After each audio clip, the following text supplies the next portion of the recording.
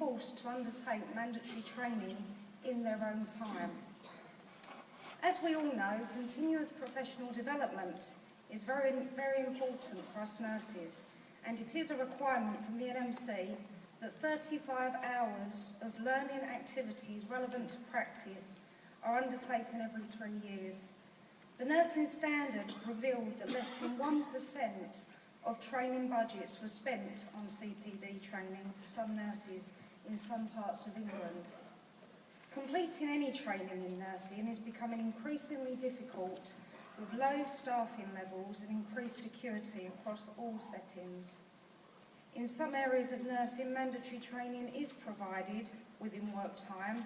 However, let's take into consideration this is not across all areas. A recent survey from NHS employers demonstrated that across 100 trusts, 40 of them were no longer paying for external training events. The RCN surveyed over 3,000 nurses and found them struggling to access mandatory training. 1/3 said they had not been able to access it over the last year, with many doing it in their own time and in some cases paying for it. It's not the nursing profession itself that controls staffing levels and resources in order to provide training.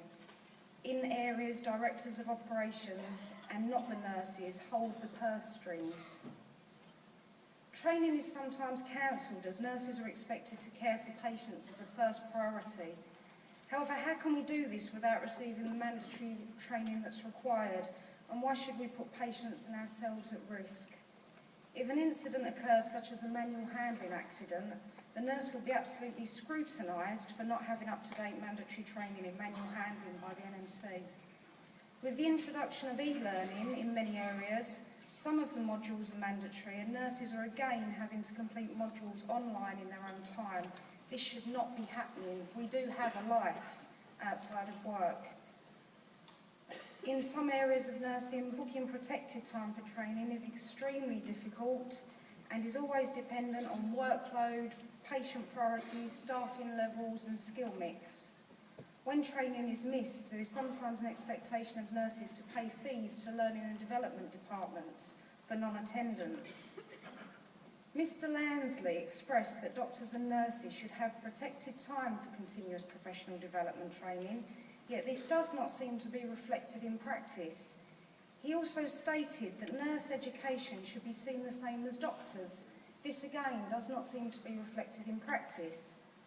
Mr. Lansley confirmed that the professional budget is staying the same, yet over the last couple of years since he came into government, we are completing more mandatory training in our own time and CPD. We all need to raise our voices here and stick together to ensure that our training is provided in work time. Let's say no to mandatory training in our own time and yes to safety for patients, ourselves and our students. Please, please vote for this resolution, Congress. Thank you.